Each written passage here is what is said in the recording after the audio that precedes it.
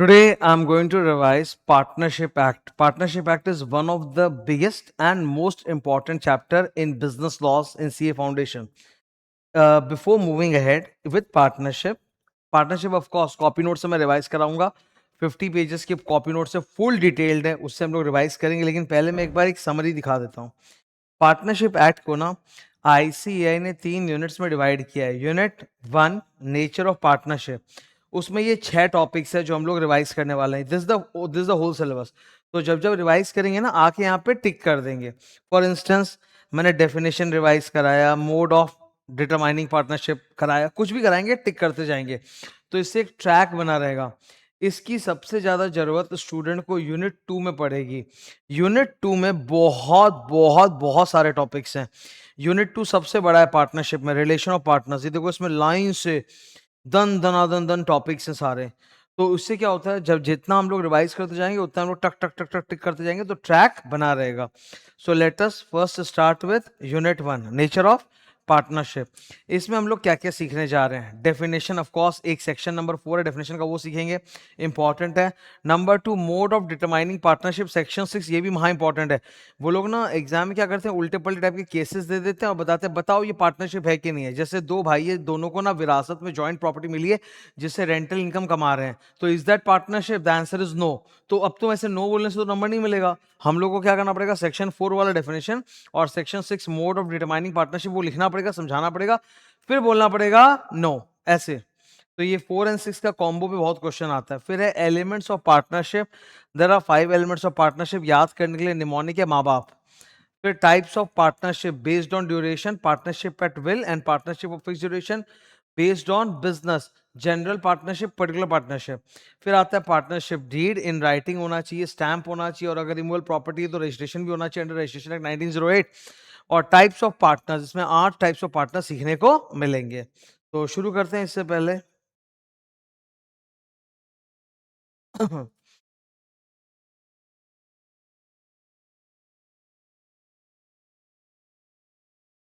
ये आगे हम लोग बिगिनिंग में partnership act. Definition section number 4 mode of determining partnership की ये चीज पार्टनरशिप है कि नहीं, सेक्शन नंबर 6. सबसे पहले डेफिनेशन. डेफिनेशन को अगर देखोगे ना, तो 3 चीजें हाईलाइट की हुई है इसमें pink colour. Relation between persons, share profits of a business, and third वाला सबसे important, mutual agency. Now every unit 1 में लगभग जितने भी क्वेश्चंस होते हैं ना अबाउट टेस्ट ऑफ पार्टनरशिप, उसमें डेफिनेशन लोग फ्री में ऐसे ही डाल देते हैं. What is partnership defined? तो partnership is the relation among persons for sharing the profits of a business. अब म्यूचुअल एजेंसी को म्यूचुअल एजेंसी बोलने के बदले बोलेंगे carrying on by all, carried on by all और any of them acting for all. तो definition हम लोग को याद होना चाहिए. Partnership is a relationship between persons who have agreed to share profits of a business carried on by all or any of them acting for all. अब थोड़ा simple है.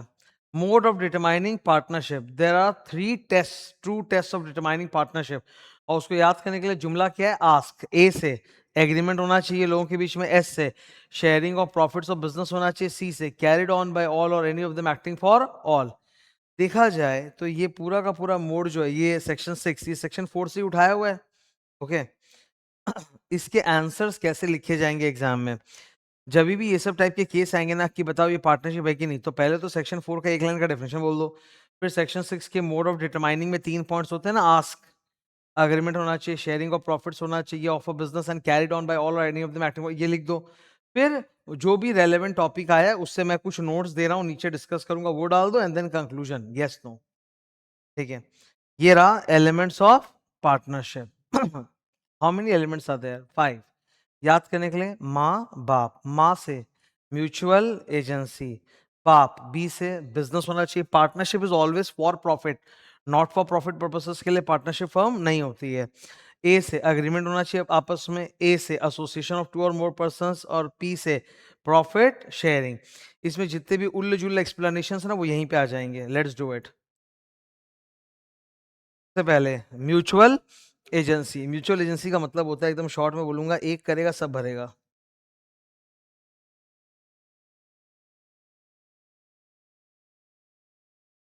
कॉन्ट्रैक्ट एक्ट में हम लोग एजेंसी में सीखते हैं एजेंट करेगा प्रिंसिपल भरेगा. और पार्टनरशिप में क्या होता है, all the partners are mutual agents of one another, तो एक करेगा सब भरेगा। Each partner is a principal as well as an agent of other partners, तो खुद के लिए प्रिंसिपल और बाकी पार्टनर्स के लिए agent, that is the true test of partnership. Business, they can do partnership firm charity के लिए नहीं बनता, it is always for profits. Agreement, आपस में एक एग्रीमेंट होना चाहिए, एग्रीमेंट कैन बी एक्सप्रेस और इम्प्लाइड, ओरल और रिटन। हम लोग बोलते हैं H U F is created by status, बच्चा पैदा होते एच यू एफ का मेंबर बनता है, but partnership is created by agreement. association of two or more persons. Only persons who are recognized by law can become partner, whether natural person or artificial person. But the person must be recognized by law, then only it can become a partner. कौन कौन example में, natural person हम इंसान, body corporates, company LLP वगैरह। Number two, a partnership firm cannot be a partner of another partnership firm because firm is not a person recognized by law. Minor can be admitted to the benefits of the partnership with the unanimous consent of all the partners. Number D, maximum partners 50.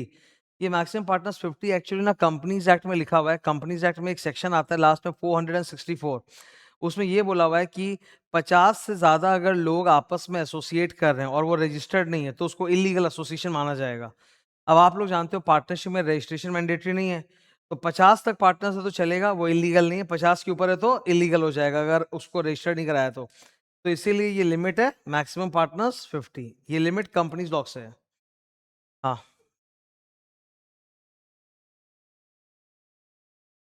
नहीं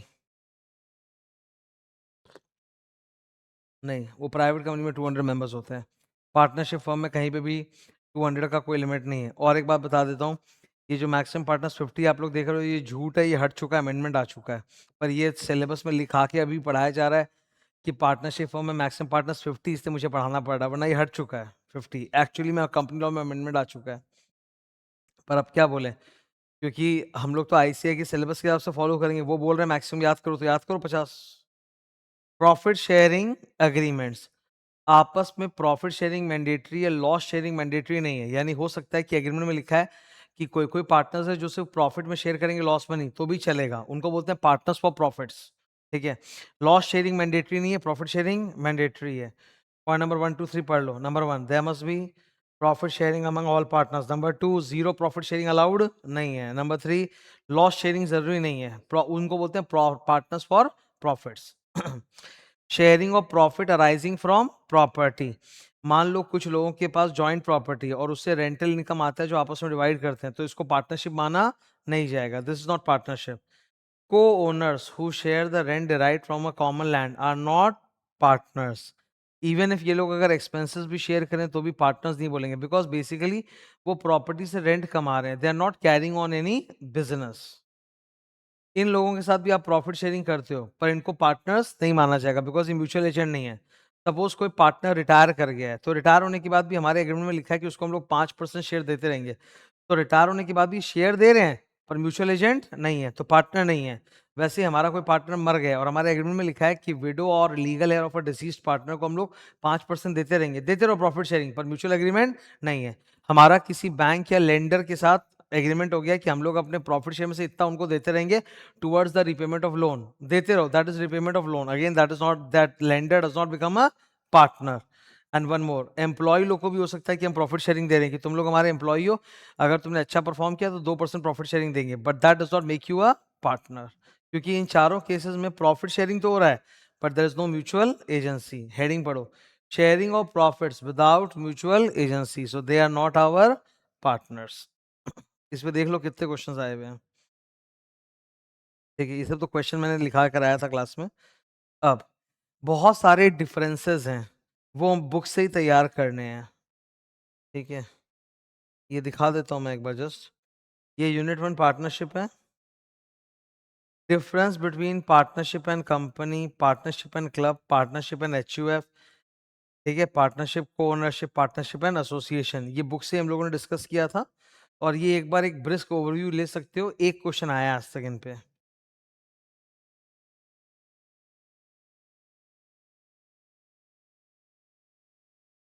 next, types of partnership.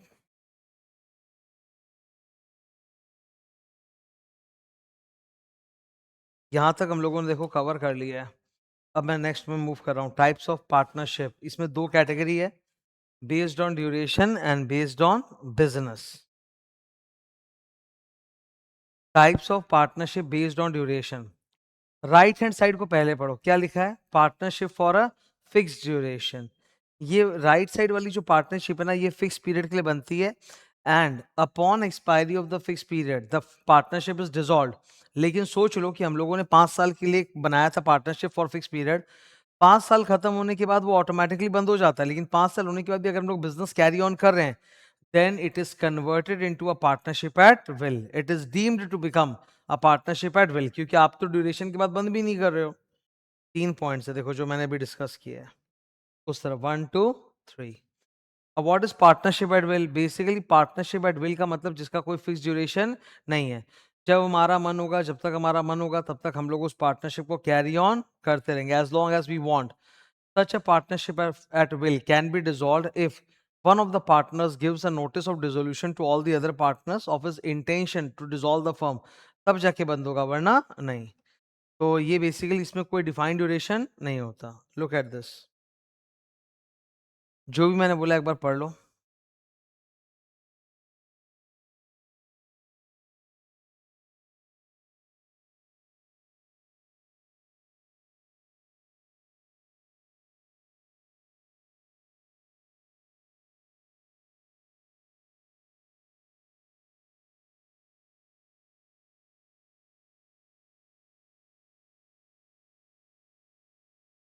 देखो ये revision है, तो मैं हर बात को fast बोलूंगा, तो यहाँ मैंने थोड़ा फास्ट बोला। अब फास्ट बोलने पे हो सकता है तुम्हारे दिमाग में सोखा ही नहीं है वो कि मैंने क्या क्या बोल के मैं निकल गया, तो मैं रुक रहा हूँ, वक्त दे रहा हूँ कि एक बार रीड मार लो। रीड मारने पे तो क्लियर है ना, this are copy notes my simple language. ठीक है, एक बार फिर से बोल देता हूँ। What is partnership at will? Sir, basically it's a partnership where there is no provision for any fixed duration.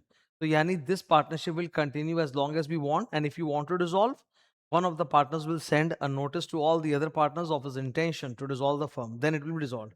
और फिक्स पीरियड वाला में एक फिक्स ड्यूरेशन होता है, खत्म होने के बाद वो ड्यूरेशन फर्म खत्म हो जाता है, लेकिन फिर भी कैरी ऑन करोगे तो क्या हो जाएगा? However, if it is continued even after the expiry of the fixed period, then it will become a partnership at will.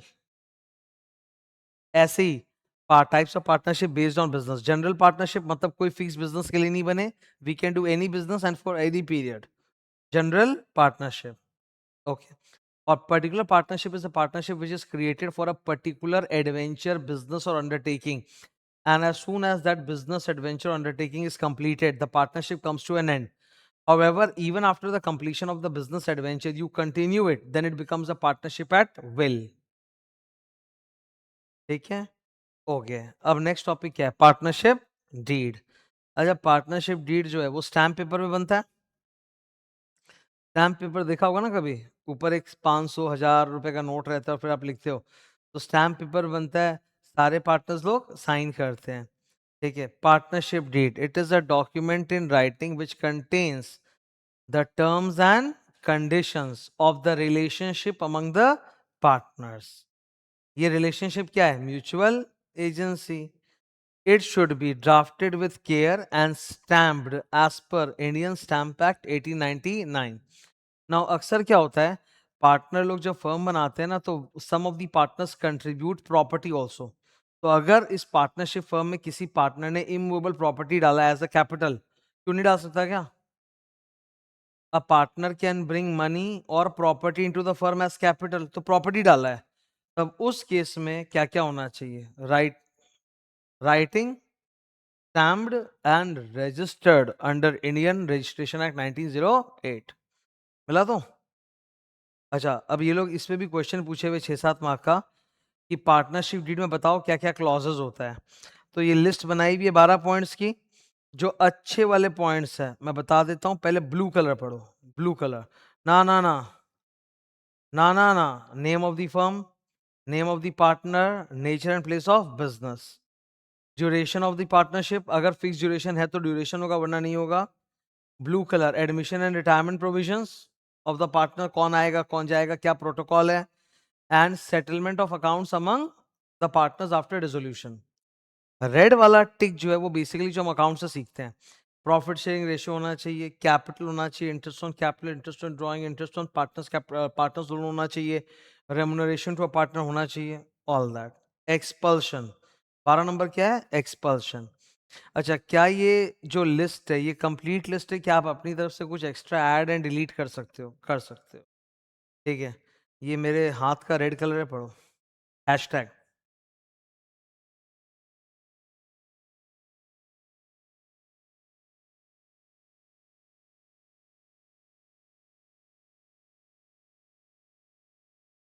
Example क्या ऐड कर सकते हैं एक्स्ट्रा?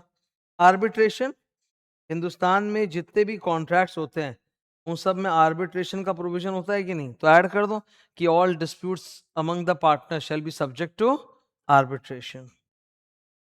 क्लियर? ये था पार्टनरशिप डीड। देखो, अब हम लोग कौन सी टॉपिक पढ़ने जा रहे हैं? Types of partners. नाउ इसमें धैर्य चाहिए, लंबा टॉपिक है। टाइप्स ऑफ पार्टनर्स, 8 पार्टनर्स आएंगे, कुछ तुम जानते हो कुछ तुम नहीं जानते हो। मैं इसमें जाने के पहले I want to show a very important thing to all of you. किताब में नहीं है पर मैंने क्लास में ऐसा बनवाया था क्योंकि स्टूडेंट लोग को एक जिज्ञासा रहती है।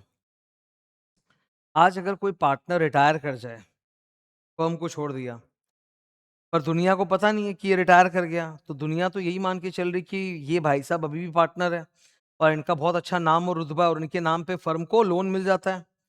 अब ये आदमी अगर रिटायर कर गया है तो सारी दुनिया को बताना चाहिए कि नहीं? वरना लोग तो यही सोचेंगे अभी पार्टनर फर्म को लोन मिलते रहेगा। सो whenever there is a retirement, a public notice should be given. What should be given? A public notice should be given in newspaper, official gazette and filed with registrar of firms कि भाई ये बंदे अब हमारे partner नहीं है, ताकि सारी दुनिया को पता चल जाए। Once the public notice is given, अब ना फर्म लायबल होगी उनके काम के लिए, ना वो लायबल होंगे फर्म के काम के लिए after the date of after the date of retirement. ठीक है, तो ऐसे बहुत सारे सिचुएशंस होते हैं पार्टनरशिप एक्ट में when a public notice has to be given. For example, minor जब मेजर बन गया 18 साल का, तो 6 महीने के अंदर पब्लिक नोटिस देख के बताना पड़ता है ना कि I choose to become a partner और नॉट टू बिकम पार्टनर, बताना चाहिए। तो एक डाउट जहन में आता है स्टूडेंट के कि भाई सर कौन कौन से ऐसे केसेस हैं when a public notice must be given, पहला पॉइंट। दूसरा point, what is the manner of giving public notice. तो मैंने इसकी एक समरी चार्ट बना दी थी, वो मैं शो करना चाहता हूँ।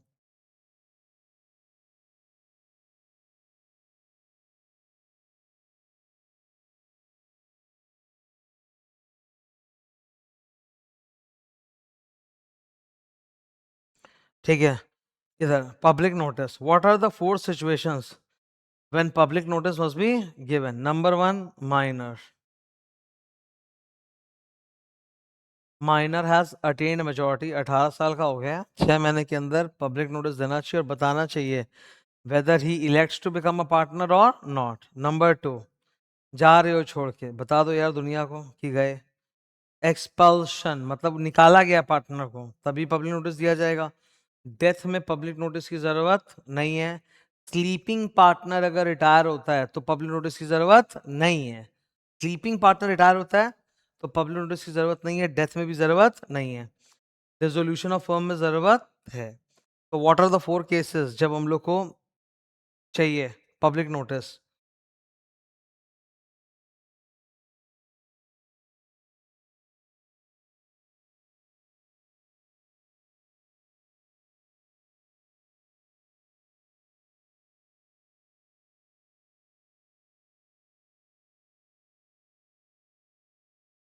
मर्ड, एम से माइनर अटेनिंग मेजॉरिटी, ई से एक्सपल्शन, आर से रिटायरमेंट और डी से डिसोल्यूशन ऑफ द फर्म। याद रहेगा इससे। अब what is the mode of giving public notice? ठीक है, अगर रजिस्टर्ड फर्म है तो 3, अगर अनरजिस्टर्ड फर्म है तो 2। अगर रजिस्टर्ड फर्म है तो रजिस्ट्रार ऑफ फर्म्स को चिट्ठी दोगे, न्यूज़पेपर में एडवर्टाइजमेंट करोगे, ऑफिशियल गैजेट में भी पब्लिश करोगे। रॉन, याद करने के लिए क्या है? रॉन, रजिस्ट्रार ऑफ फर्म्स को बताओ, ऑफिशियल गैजेट में डालो, लोकल न्यूज़पेपर में ऐड दो। और अगर अनरजिस्टर्ड फर्म है तो रजिस्ट्रार ऑफ फर्म्स को बताने की जरूरत नहीं है, तब सिर्फ ऑफिशियल गैजेट या फिर न्यूज पेपर। ये क्लियर है? ये क्लास में कराया था ना पब्लिक नोटिस? अगर फोटो चाहिए ले लो भाई प्लीज। ये ऐसे आता नहीं है एग्जाम में, ठीक है, पर अलग अलग जगह पढ़ते हो तो आता है, तो पब्लिक नोटिस पब्लिक नोटिस, तो मन में एक रहता है ना कि कहाँ कहाँ है, काश एक लिस्ट होता तो मेरे लिए इजी होता, इसलिए बता दिया, ठीक है। वैसे ही सुनो, there are certain partnership firm में कोई भी फैसला जो होता है it is taken by majority of partners. Every partner has the right of one vote. Every partner has the right of one vote, and all decisions are taken by majority number of partners. However, there are certain decisions where you need unanimous consent. मतलब all partners have to agree. उसकी एक list है, ये रही, दिख रहा है? Change in partnership deed, क्या? Change in partnership deed. Any change in the partnership deed requires unanimous consent. Change in the business. हम लोग कौन सा नया धंधा चालू करेंगे, सबका कंसेंट चाहिए। माइनर को लाने के लिए सबका कंसेंट चाहिए। एडमिशन के लिए सबका कंसेंट चाहिए। पार्टनरशिप एक क्लोज ग्रुप ऑफ पीपल होते हैं जो जिनका आपस में बहुत कनेक्शन है, तो हर बाहर वाला एंटर नहीं कर सकता, इसीलिए किसी को भी पार्टनर लेके आओगे तो सबकी सर्वसम्मति होनी चाहिए, ठीक है ना। There are many cases of retirement and resolution, उसमें से एक एक केस ऐसा है जब यूनानिमस कंसेंट चाहिए। रिटायरमेंट और रेजोल्यूशन में हर बार यूनानिमस कंसेंट नहीं चाहिए, मैनी केसेस, उसमें से वन वन केस है, ओके। अगर पार्टनर की इंप्लाइड अथॉरिटी को हम लोग एक्सटेंड करना चाहते हैं या रेस्ट्रिक्ट करना चाहते हैं तो अंडर सेक्शन 20 उसके लिए भी यूनानिमस कंसेंट चाहिए। यूनानिमस कंसेंट की भी अगर लिस्ट लेनी है फोटो तो ले लो, ठीक है, कि ये सब केसेस है when we need unanimous consent of partners, okay. मैं वापस आ रहा हूँ, ठीक है, यहां पर थे हम लोग, अब आगे। तो लास्ट टॉपिक रिवाइज कराने जा रहा हूं in unit 1, types of partner. सबसे पहले कौन सा है? Active partner. इसके कितने नाम चलते हैं? Active, actual, ostensible, working partner, ठीक है। This man becomes a partner by agreement. He actively participates in the business. He's an agent of other partners. Active partner अगर जाएगा तो पब्लिक नोटिस देना चाहिए कि नहीं देना चाहिए? Give a public notice. Sleeping partner या डॉर्मेंट पार्टनर, इन्होंने बिजनेस में पैसा लगाया है पर एक्टिवली पार्टिसिपेट नहीं करते, ये profit sharing, loss sharing, liability सब झेलते हैं, बस इनका एक ही चीज माइनस है, they don't participate in the management और बिजनेस ऑफ द फर्म, ठीक है। बाकी सब है, पैसा इन्वेस्ट कर रखा है, कैपिटल भी है, इंटरेस्ट वगैरह भी मिलेगा, रेमुनरेशन हो भी सकता है, नहीं भी। स्लीपिंग पार्टनर अगर छोड़ के जा रहा है, रिटायर कर रहा है, तो पब्लिक नोटिस देने की जरूरत नहीं है। नॉमिनल पार्टनर वो होता है जो फॉर अ सर्टेन फीस अपना नाम दे देता है कि मेरा नाम आप लोग यूज कर सकते हो फर्म में। तो जो कोई पर्सन है ऑफ अ हाई रेपुटेशन, उसने अपना नाम अलाउ कर दिया कि हाँ आप लोग मेरा नाम डाल लो फर्म में, मुझे कुछ भी नहीं चाहिए, मतलब खाली मेरी फीस चाहिए बस, बाकी प्रॉफिट शेयरिंग, मैनेजमेंट, इन्वेस्टमेंट कुछ नहीं होता इस आदमी का, ठीक है, बस नाम रहता है इसका, लोग इसको ट्रस्ट करते हैं। अब क्योंकि लोग इसको ट्रस्ट करके लोन देते हैं तो he becomes liable to the creditors, ठीक है, ओके। अच्छा, ये बंदे का तो नाम फर्म में डाला हुआ है, अगर ये रिटायर करेगा तो पब्लिक नोटिस देना चाहिए। पार्टनर इन प्रॉफिट्स ओनली, ये लॉस शेयरिंग नहीं करता, सिर्फ प्रॉफिट्स में हिस्सा लेता है। However he is also liable to the creditors and third parties. Incoming partner, admission happens with unanimous consent of the partners. Incoming partner पुरानी लायबिलिटीज के लिए लायबल नहीं होता, जब से उसका एडमिशन हुआ उसके बाद जो भी होगा उसके लिए वो लायबल होगा। पुराने के लिए अगर उसको लायबल करना है, आने के पहले जो भी था उसके लिए, तब उसके साथ एक रिटन एग्रीमेंट होना जरूरी है। आउट गोइंग पार्टनर जा रहा है, रिटायरमेंट, डेथ, एक्सपल्शन वगैरह, you need to give a public notice, except sleeping partner retire करे तो पब्लिक नोटिस नहीं है, डेथ ऑफ अ पार्टनर में भी पब्लिक नोटिस नहीं होता, वो इंप्लाइड है कि सबको पता होगा। Sub partner is actually not a partner, he is just an assignee. जैसे इधर देखो, हमारे फर्म में 4 पार्टनर्स है ABCD, तो सबका इक्वल शेयर था 25% ईच। डी ने आउट ऑफ 25% 10% असाइन किया है मिस्टर एक्स को, तो जो मिस्टर एक्स है ना, he is called a sub partner और असाइनी, इनको बस वो प्रॉफिट शेयर मिलेगा। ना ये फर्म का बुक्स ऑफ अकाउंट्स मांग सकते हैं, ना फर्म के मैनेजमेंट में बिजनेस में इंटरफेयर कर सकते हैं, कुछ भी नहीं कर सकते, इनका वो राइट्स नहीं है। डिसोल्यूशन के वक्त हाँ, डिसोल्यूशन जब हो जाएगा फर्म का, तब ये बुक्स ऑफ अकाउंट्स मांग सकते हैं अपना हिस्सा निकालने के लिए, और जो डी नंबर पार्टनर जिसने शेयर दिया उसका शेयर कैलकुलेट करने के लिए मांग सकते हैं, इंटरफेयर कर सकते हैं। Otherwise he has no right to interfere in the business of the firm. Actually he's not a partner, you are calling him sub partner for मस्ती मजाक। सबसे खास, पार्टनर बाय होल्डिंग आउट और एस्टॉपल। एस्टॉपल वर्ड का मतलब होता है आप अगर अपने शब्दों से, कंडक्ट से, साइलेंस से किसी को जता दो कुछ कि ऐसा है, तो वही माना जाएगा, फिर आप मुकर नहीं सकते। जैसे एक पर्सन जो हमारा पार्टनर नहीं है, ए बी सी डी ने मिलके एक फर्म बनाई, इनको पैसे की जरूरत थी लोन वोन की, तो इनका एक दोस्त है डब्लू, बहुत वेल्दी है, पैसे वाला है। तो एबीसीडी अपने पैसे वाले दोस्त के पास गए, बोले कि ना तुम अगर बैंक को बोल देगा ना कि तुम हम लोग का पार्टनर है तो हम लोग को लोन मिल जाएगा। तो डब्लू ने बैंक को बोल दिया, अरे अपना ही फर्म है, हम भी पार्टनर हैं, और लोन मिल गया। तो now W also becomes liable for the loan, क्योंकि इसके कहने पे लोन मिला है ना। ठीक है, ओके। एस्टॉपल, आप एस्टॉपल कैसे कर सकते हो? वर्ड्स, कंडक्ट, साइलेंस, जिसको भी इसने रिप्रेजेंटेशन दिया है कि हाँ मैं भी पार्टनर हूं, उन सब के टुवर्ड्स ये लायबल हो जाएगा। ये तो क्वेश्चन आंसर का डेटा है। हाँ, ये बहुत अच्छा क्वेश्चन था जो मैंने कराया था। देखो, गौरव, गौरव हमारा पार्टनर नहीं है, पैसे वाला आदमी है, रिनाउंड बिजनेसमैन। ठीक है, हम लोग का एक पार्टनर राम गौरव को रिक्वेस्ट किया कि प्लीज गांव में जाके बोल दो ना कि तुम हमारे पार्टनर हो, तो हम लोग को माल मिल जाएगा। तो गौरव ने साहिल को, साहिल कौन है? सप्लायर, सिंडिकेटर, उसको सामने रिप्रेजेंट किया, हाँ ये मेरी फर्म में, मैं भी पार्टनर हूँ। साहिल ने ये बात माधव को बता दी, साहिल ने ये बात, माधव कौन है? दूसरा सप्लायर है। साहिल भी एक सप्लायर है, माधव भी एक सप्लायर है। अच्छा एक बात बताओ, गौरव ने रिप्रेजेंटेशन किसको दिया है? साहिल को, माधव को तो दिया नहीं है।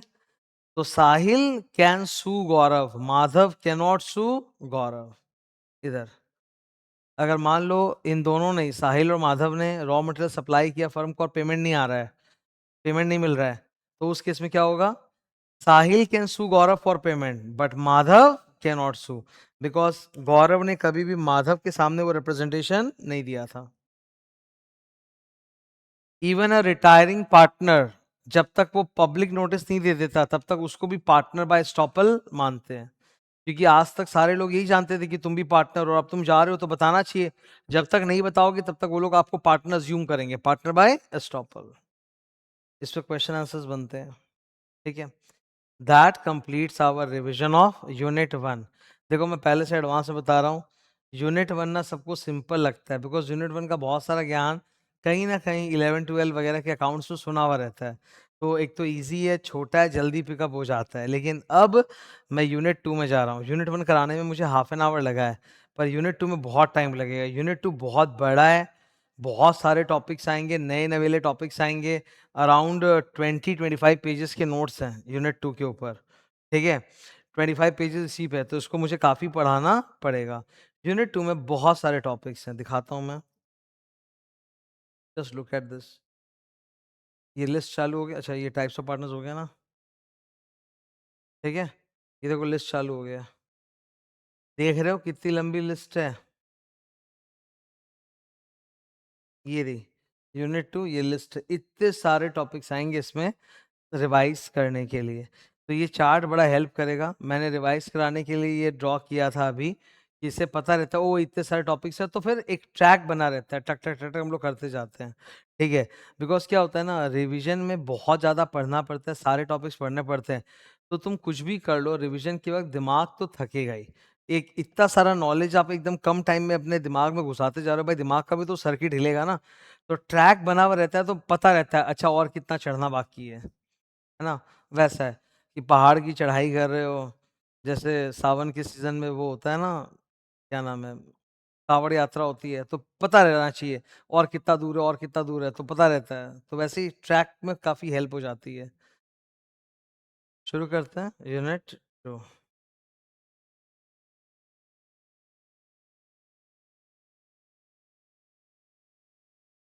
हेलो, तो अब शुरू कर रहे हैं unit number two, relation of partners. सबसे पहले तो ये देखो इसमें क्या क्या टॉपिक्स आता है। यूनिट 2 करते वक्त, रिवाइज करते वक्त, you have to keep your brain alert. Just ऐसे आप रीड मार लोगे तो नहीं होगा, आपको ये पता होना चाहिए कि क्या रीड किया है और किताब बंद करने के बाद रिकॉल हो रहा है कि नहीं हो रहा है। तो यूनिट 2 जब रिवाइज करो, प्लीज अपने माइंड को पहले से ये सिग्नल दे दो कि भाई टाइम लगेगा, इसको प्रेम से करना है, हड़बड़ाओगे तो नहीं होगा, because there are lot of topics. Okay, पहला टॉपिक क्या है, ये देखो आप इधर, यहां मैंने सेक्शन नंबर्स भी लिखे हैं पर आप सेक्शन नंबर मत याद करो, कोई दिक्कत नहीं है। Number 1, relation of partners to one another. इसमें 5 अलग अलग टॉपिक है, 5 सेक्शंस है। General duty, indemnity, partnership deed, conduct of business, mutual rights and duty. सबसे बड़ा टॉपिक है लास्ट वाला, म्यूचुअल राइट्स एंड ड्यूटीज। उसका पूरा 2 पेज का एक चार्ट है। म्यूचुअल राइट्स एंड ड्यूटीज में से बहुत कुछ है जो तुम लोग जानते हो क्लास 12 से, उसकी पूरी चार्ट है। जैसे अगर पार्टनरशिप डीड में सैलरी लिखा हुआ नहीं है तो मतलब पार्टनर को सैलरी मिलेगा कि नहीं मिलेगा, नहीं मिलेगा, वैसा कुछ। ठीक है, दूसरी टॉपिक आएगी पार्टनरशिप प्रॉपर्टी। पार्टनरशिप प्रॉपर्टी पे सबका जॉइंट हक होता है पर किसी एक जन का हक नहीं है। फॉर एग्जाम्पल, पार्टनरशिप प्रॉपर्टी मान लो इक्वली डिवाइडेड है चारों पार्टनर के बीच में, तो इसका मतलब ये नहीं कि 25% मैं घर उड़ा के ले जाऊंगा, नहीं, सबका सब कुछ है, किसी का एक चीज नहीं है।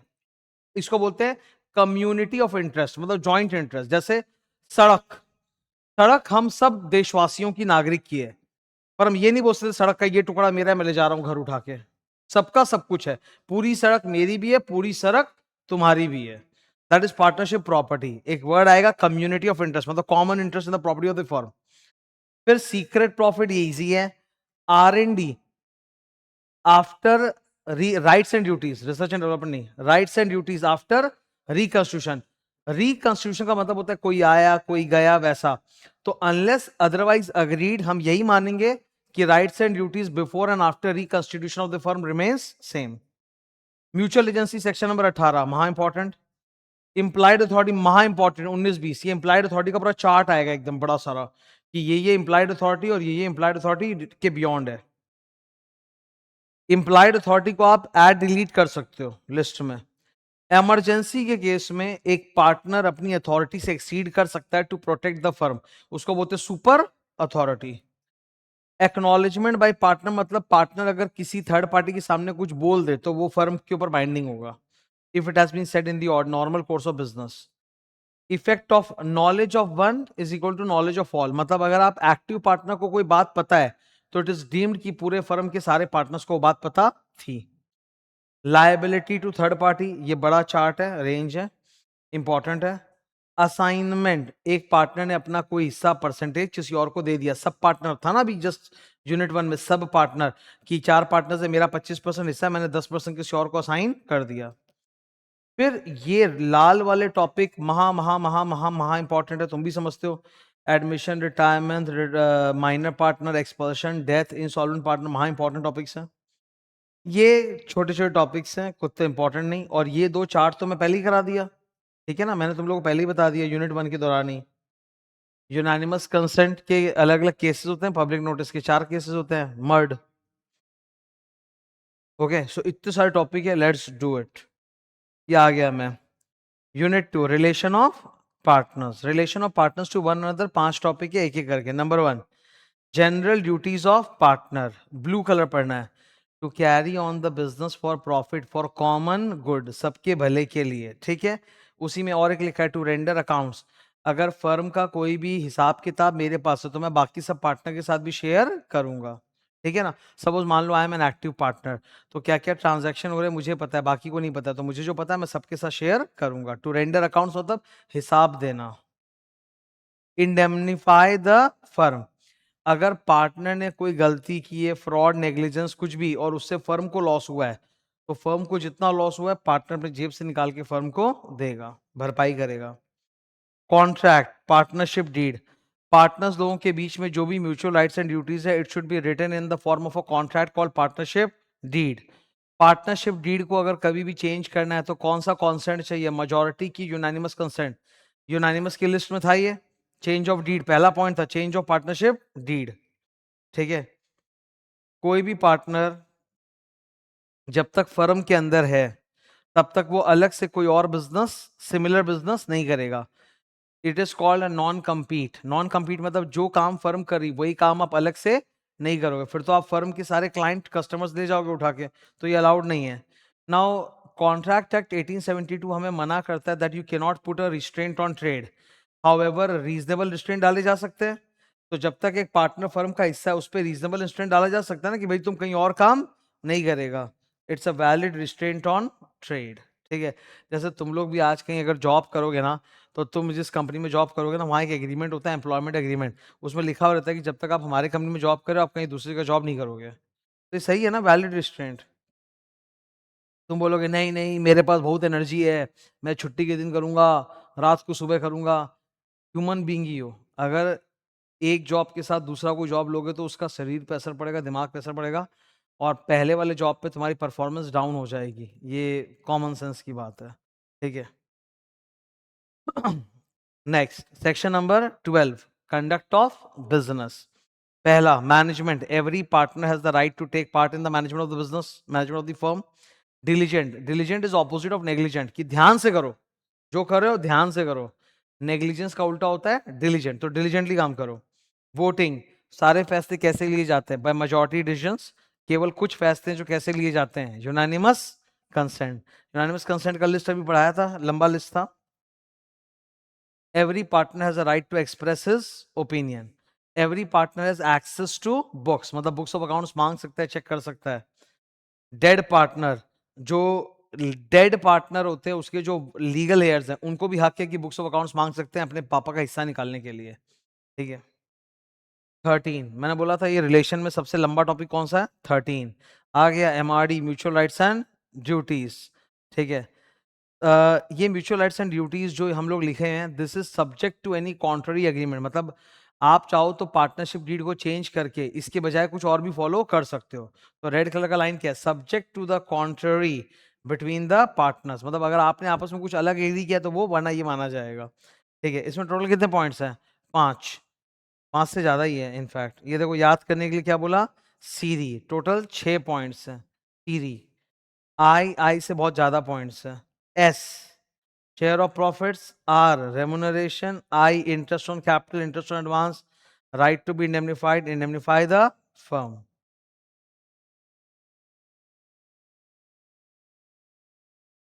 Remuneration, unless partnership deed में लिखा हो no partner is entitled to any remuneration, तो इन्होंने बोला अभी कि this is subject to the following exceptions. Number 1, agreement में लिखा हुआ था कि इतना इतना सैलरी देंगे वर्किंग पार्टनर को, या फिर कोर्स ऑफ डीलिंग्स। तो इसके ऊपर एक क्वेश्चन था जहां पर रिटन एग्रीमेंट तो नहीं था बट कोर्स ऑफ डीलिंग के अनुसार पार्टनर को रेमुनेशन दिया जाता था, तो चलेगा, वैलिड है। शेयर ऑफ प्रॉफिट्स, अगर एग्रीमेंट में कुछ नहीं लिखा तो प्रॉफिट शेयर क्या लोगे? इक्वली। ठीक है, इक्वली।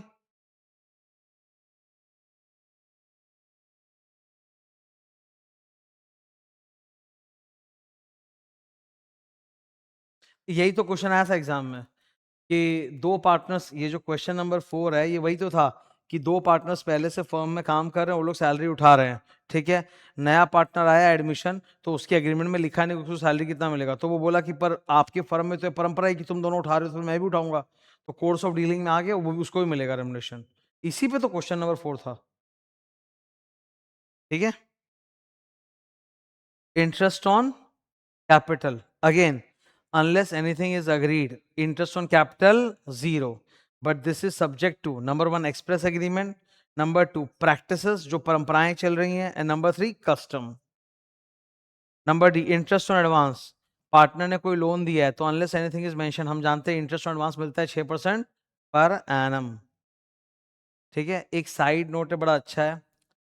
एक पार्टनर है जिसने कैपिटल भी डाल रखा है, एडवांस भी, and let's say partnership deed पे लिखा है कि इंटरेस्ट ऑन कैपिटल मिलेगा 6% और इंटरेस्ट ऑन एडवांस भी मिलेगा 6%। ठीक है।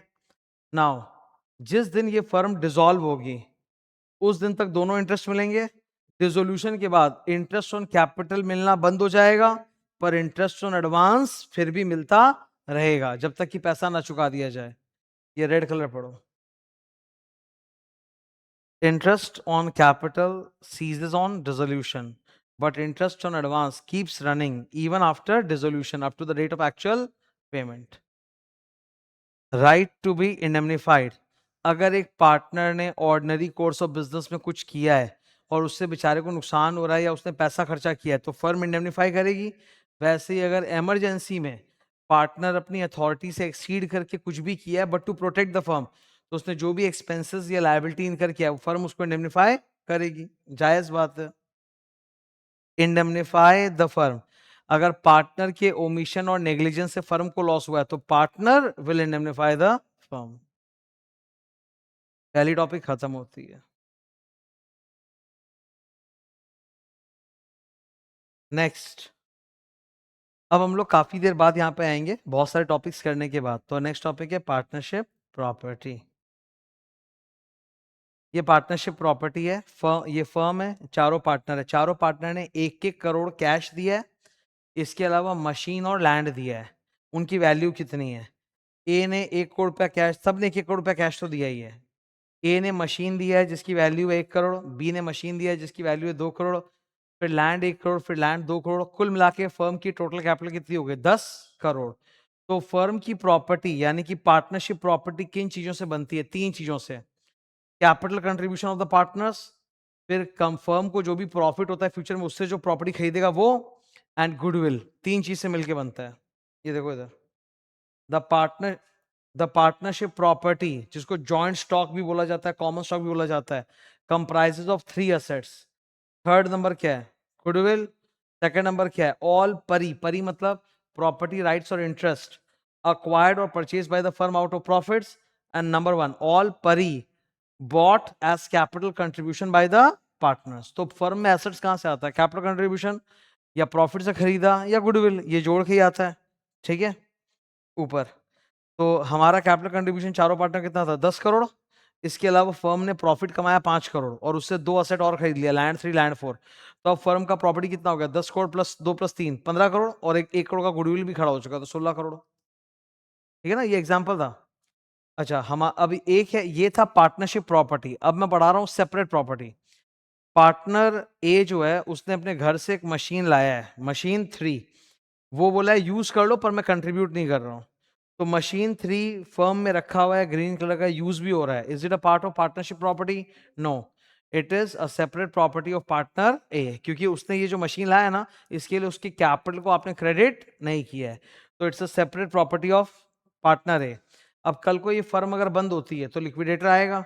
लिक्विडेटर सारे एसेट्स ले सकता है पर वो ग्रीन कलर मशीन 3 को ले नहीं सकता। That's not a part of partnership property. क्या ठीक है ना? ओके, वही था पार्टनर्स सेपरेट प्रॉपर्टी की, यूज ओनली के लिए लाया है, अपने कैपिटल को क्रेडिट नहीं कर रहा है। अच्छा, अगर मान लो पार्टनर ने बोला ठीक है मैं अपनी ये मशीन 3 भी फर्म में दे रहा हूँ 2 करोड़ रुपए का, और आपने एंट्री मार दिया machine to partner's capital, तब फिर वो फर्म का प्रॉपर्टी बन गया, देन बिकम्स पार्टनरशिप प्रॉपर्टी। ठीक है, can we convert partner separate property into partnership property? Yes, agreement होके कन्वर्ट कर लो और पार्टनर की कैपिटल को उत्ते से क्रेडिट कर दो। Okay. 15, application of property, common sense, partnership property shall be used only for the partnership business. ठीक है, no partner has separate interest in the property of the firm, they have community of interest, they have community मतलब common interest in the property of the firm. कोई भी ये नहीं पूछता कि ये 25% हिस्सा मेरा है मैं घर ले जा रहा हूं, ऐसा नहीं हो सकता। सीक्रेट प्रॉफिट, अगर कोई भी पार्टनर सीक्रेट प्रॉफिट कमाएगा या सेम कंपीटिंग बिजनेस करके प्रॉफिट कमाएगा तो वो लाकर फर्म को दे देगा। सीक्रेट प्रॉफिट कमाना अलाउड नहीं है। कंपीटिंग बिजनेस, कंपीटिंग मतलब सेम बिजनेस वो अपना अकेले से भी करके पैसा कमा रहा है, ये भी अलाउड नहीं है, वो लाके दो फर्म को। Section 17, subject to any contract between the partners, जब जब फर्म रिकंस्टिट्यूट होगा, मतलब एडमिशन, रिटायरमेंट, कोई आया कोई गया, we will assume that before and after reconstitution the rights and liabilities of partners will remain same. reconstitution of the firm के बाद भी पार्टनर्स की राइट्स एंड ड्यूटीज सेम चलती रहेगी अनलेस अदरवाइज अग्रीड। अच्छा, वैसे ही कोई कोई फर्म होती है जो एक पर्टिकुलर पीरियड या पर्टिकुलर बिजनेस वेंचर के लिए बनती है, लेकिन वो पीरियड या वेंचर खत्म होने के बाद भी फर्म अभी कंटिन्यू चल रहा है, तो उसमें भी कोई दिक्कत नहीं है। Partners rights and duties will continue to remain same unless otherwise agreed. Mutual agency, एक करेगा, येलो कलर, एक करेगा सब भरेगा, all partners are mutual agents of one another, ठीक है। Thus, this principle of mutual agency applies only in respect of partnership business. कोई partner अगर अपने निजी जीवन में जाके हत्या करके आ जाए तो क्या बाकी पार्टनर भी जेल जाएंगे क्या? नहीं। Mutual agency is only for the partnership business. कि पार्टनरशिप बिजनेस में जो भी आप करोगे उसके लिए एक दूसरे के म्यूचुअल एजेंट, अदरवाइज आप एक दूसरे के म्यूचुअल एजेंट नहीं हो। What is the difference between mutual agent and agent? Mutual agent का मतलब है हम सब एक दूसरे के मालिक भी हैं, गुलाम भी हैं, प्रिंसिपल भी है, एजेंट भी है। We have common interest in the property of the firm. Common interest को बोलते हैं कम्युनिटी ऑफ इंटरेस्ट। जबकि अगर हम लोग सिर्फ प्रिंसिपल एजेंट होते हैं जैसा कॉन्ट्रैक्ट में होता है, तब एजेंट का प्रिंसिपल की प्रॉपर्टी पे कोई हक नहीं होता। पर हम लोग म्यूचुअल एजेंट है तो हमारा कॉमन प्रॉपर्टी पे हक बनता है। आ गया बड़ा टॉपिक, एम्प्लॉयड अथॉरिटी, ठीक है ना। बड़ी टॉपिक है एम्प्लॉयड अथॉरिटी, अब ये डिस्कस करने जा रहा हूं।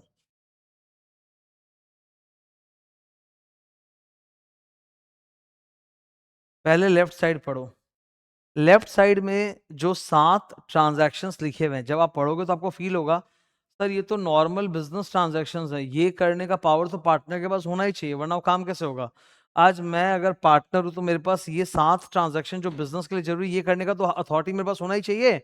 तो इसको बोलते हैं इम्प्लाइड अथॉरिटी। जैसे purchase and sale goods, receive and make payments, hire employees, law engage, अगर फर्म पे कोई केस होता है तो मैं उस केस को डिफेंड करने के लिए लॉयर रख सकता हूं। Engage lawyer to defend the suit against the firm. Number 5, borrow money for business. 6, firm के गुड्स को गिरवी रख के बैंक से लोन ले सकते हैं।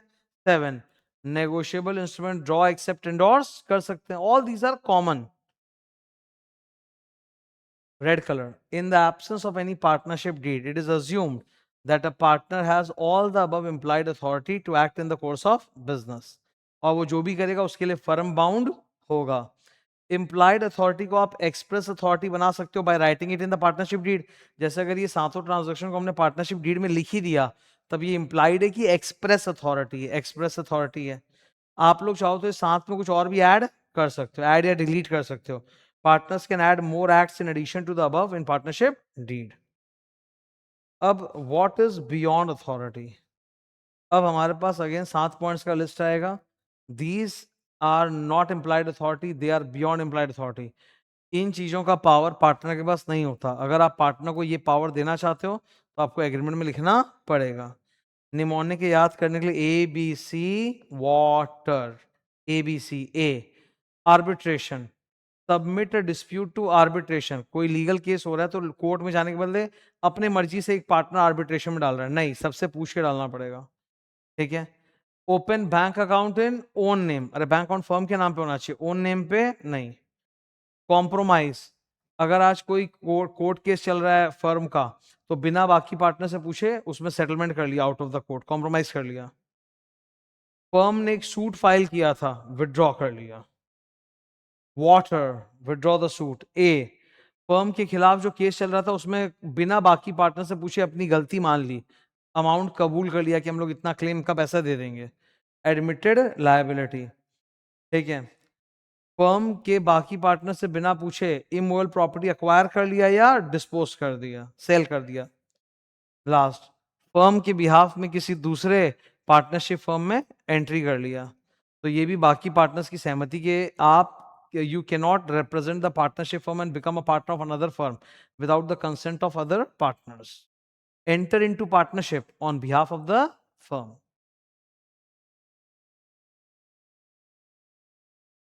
Representative बन के तो कर सकता है ना। A partnership firm cannot become a partner in another firm, but a partner being a human can become a partner in another firm representing the firm, तो वो बिना consent के तो नहीं हो सकता ना। However, these acts may become implied or express authority either by the deed or by usage of trade custom. The firm is not liable to the third parties for the above acts of the partner because they are beyond his authority. They are beyond his authority. Third party आके मासूम बन रहा है, बोला मुझे नहीं पता था कि आपके पार्टनर के पास ये अथॉरिटी नहीं है। थर्ड पार्टी को पता हो या नहीं पता हो, अगर हमारे पार्टनर ने ये ABC वाटर वाला कोई काम किया तो उसके लिए फर्म बाउंड नहीं है। Read the black color.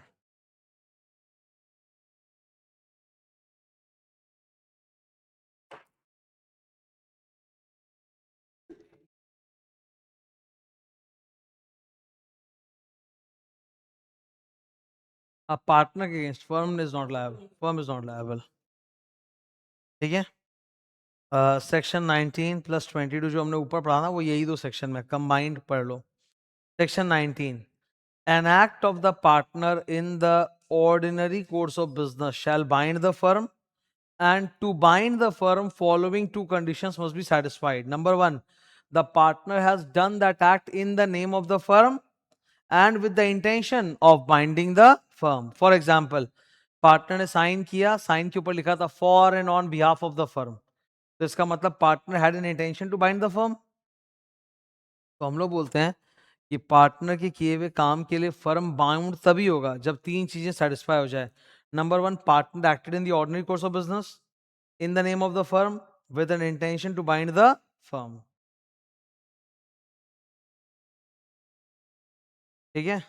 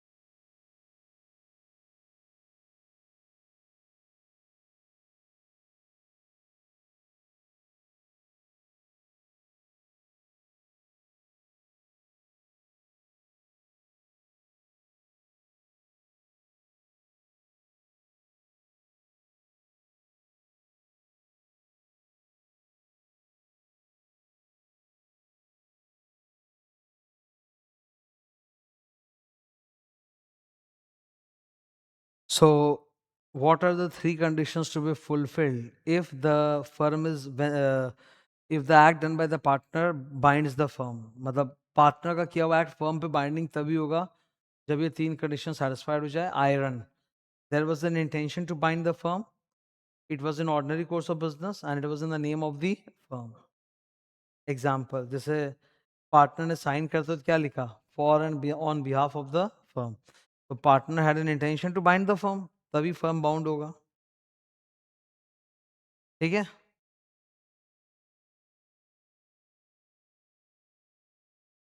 ये वही लिखा है देखो. The acts of a partner binds the firm if following conditions are satisfied. The act was done in the usual course of business within the scope of his authority.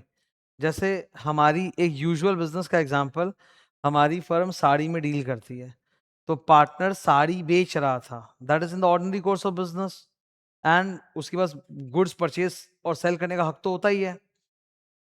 The act is done in the normal conduct. Point number 2 क्या है? Normal conduct. Normal conduct मतलब हमारे firm में नियम है कि हम लोग 1 महीना क्रेडिट पीरियड देते हैं कस्टमर को. तो पार्टनर ने साड़ी बेचा 1 महीना क्रेडिट पे, तो सही है, in the usual course normal conduct. ठीक है? 20,000 का माल उसने बेचा क्रेडिट पे, it is binding on the firm. अब कस्टमर कल को अगर पैसा नहीं तो बैड डेट होगा. बैड डेट कौन झेलेगा, पार्टनर या firm? Firm, because it binds the firm. Third, it should be in the name of the firm expressing or implying an intention to bind the firm.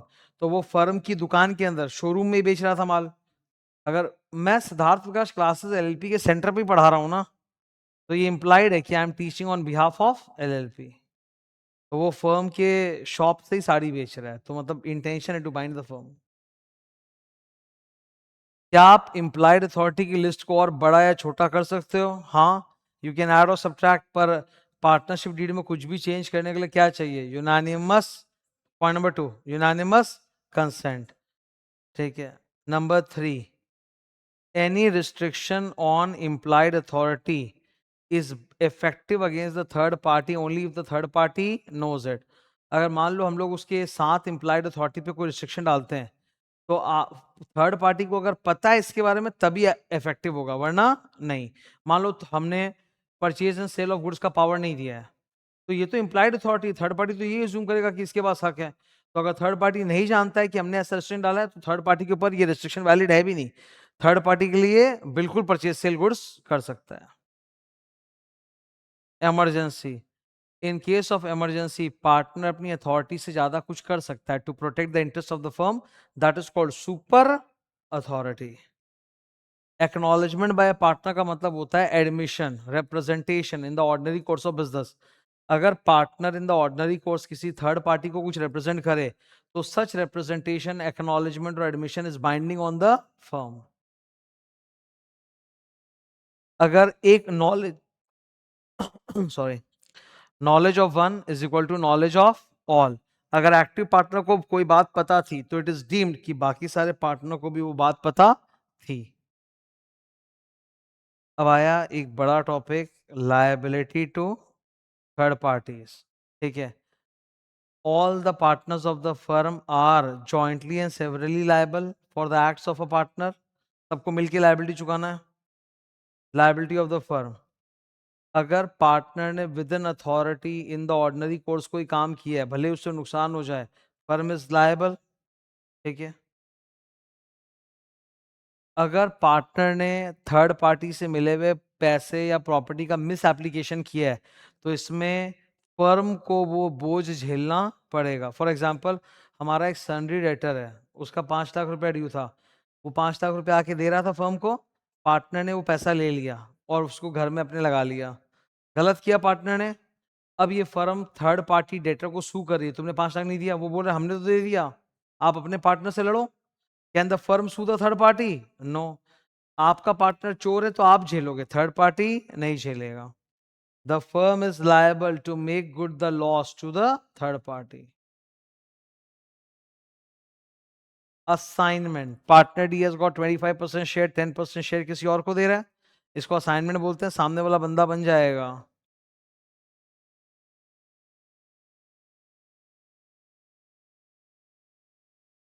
Sub partner.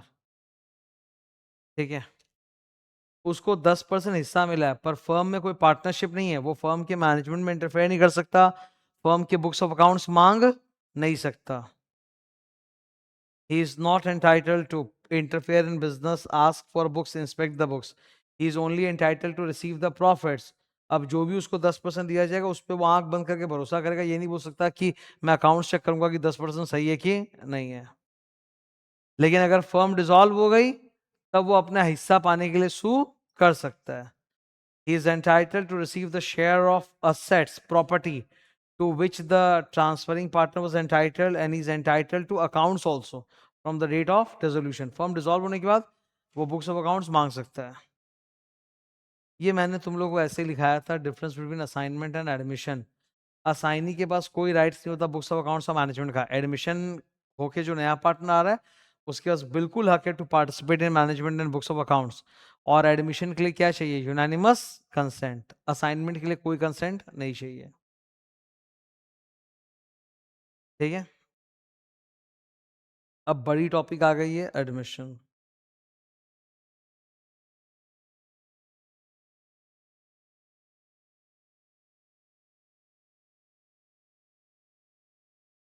यहां से कुछ बड़े बड़े topics आ रहे हैं, एक एक करके हम लोग गो थ्रू करेंगे।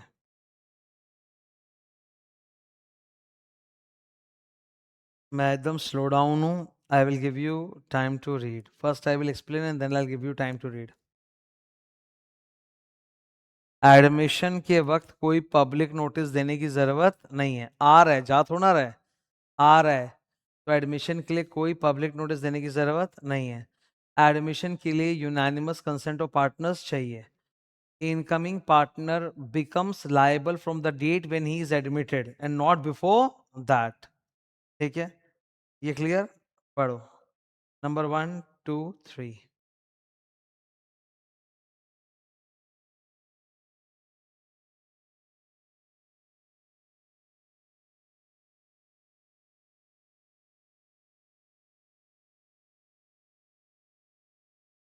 पढ़ा?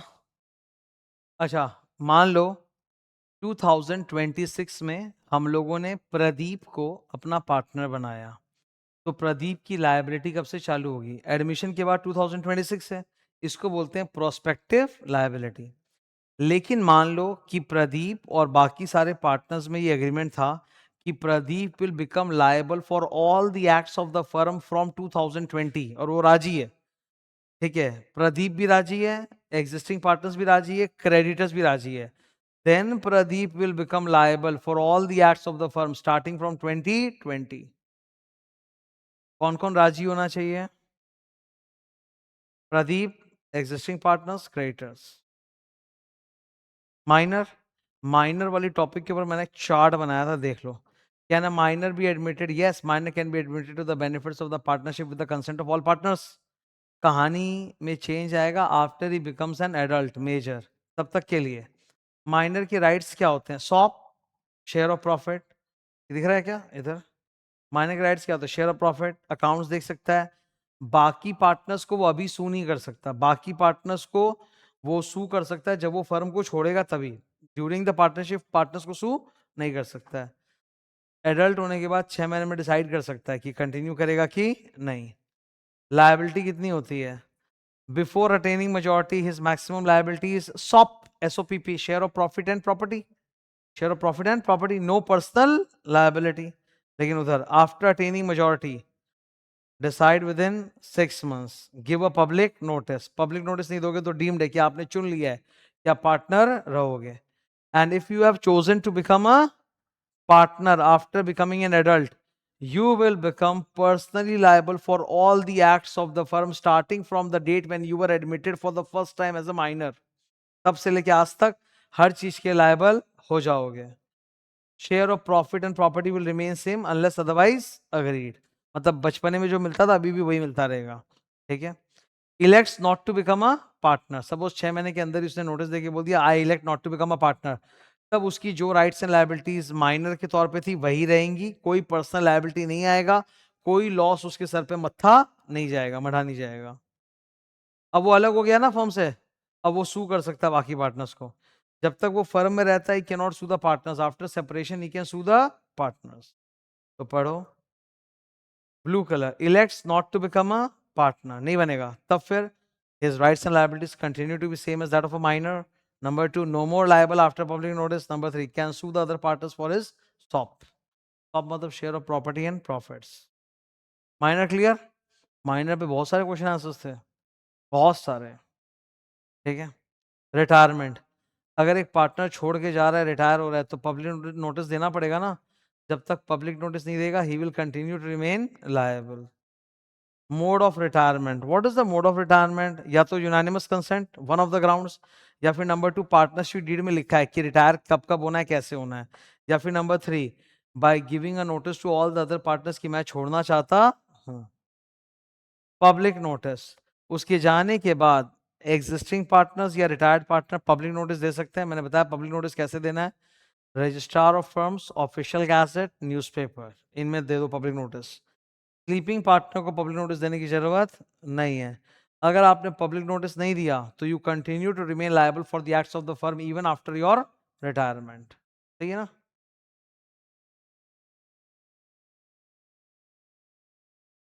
तीनों में से कोई एक और देख,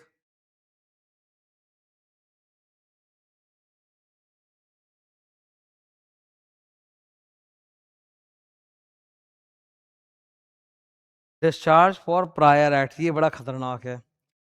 पार्टनर जा रहा है 2026 में और पब्लिक नोटिस दे दी। पब्लिक नोटिस देने का मतलब है आज मैं जा रहा हूं, आज के बाद मैं लायबल नहीं हूं, पर जब तक मैं था तब तक जो भी एक्ट हुए उसके लिए तो मैं लायबल हूं। हम लोग चाहे तो उसको उससे भी बरी कर सकते हैं अगर एग्जिस्टिंग पार्टनर्स, आउटगोइंग पार्टनर और क्रेडिटर्स में एग्रीमेंट है, तो जब तक वो पार्टनर था तब तक भी जो एक्ट है उसके लिए भी हम लोग उसको आजाद कर सकते हैं। पढ़ो, retiring partner, red color, retiring partner may be discharged for the acts of the firm before his retirement if he and the remaining partners and the creditors agree, तब वो आजाद हो जाएगा, पुराने पाप के लिए भी आजाद।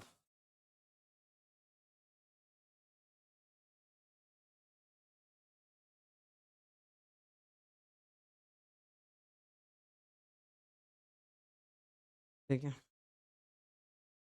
ये सबसे मस्त है, माय गॉड। एक्सपल्शन जब भी आए ना, आपको ये 6 पॉइंट का पैकेज बोलना ही बोलना है। एक्सपल्शन के ऊपर 3-4 क्वेश्चंस थे, जब भी आए आंख बंद करके भाई एकदम ये 6 पॉइंट तो बोल ही देना। एक्सपल्शन का 3 पॉइंट्स। नंबर 1, पार्टनरशिप डीड में एक्सपल्शन के ग्राउंड्स लिखे होने चाहिए। majority पार्टनर्स हाँ बोलेंगे तभी हटेगा, और गुड फेथ में हटाना है उसको। गुड फेथ का मतलब क्या, वो नीचे का 3 पॉइंट्स। गुड फेथ का मतलब उसको हटाया गया in the interest of partnership because वो फर्म के खिलाफ काम कर रहा था।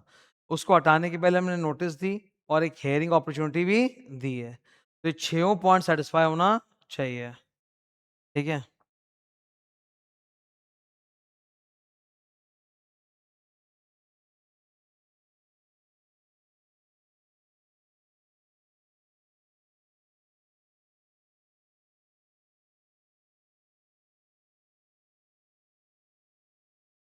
अगर ये ऊपर के 6 पॉइंट्स फुलफिल नहीं हुए तो expulsion will be void. Expelled partner के राइट्स एंड लायबिलिटीज वही होते हैं जो रिटायरिंग पार्टनर के होते हैं। पब्लिक नोटिस देना चाहिए। ओके,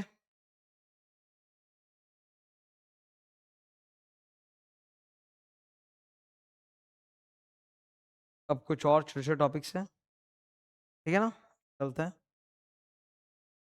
इंसॉल्वेंट पार्टनर इजी है। हमारे फर्म में कितने पार्टनर्स हैं, 4। ये भाई साहब डी है ना, ये इंसॉल्वेंट हो गया। कोर्ट का ऑर्डर आ गया, उस तरफ देखो, कोर्ट का ऑर्डर आ गया कि D is insolvent. The date of the court order जैसे ही आया वैसे ही is deemed to have retired from the firm. ठीक है, okay. Insolvent partner, insolvent person has no competence to enter into contract, therefore he cannot continue as partner।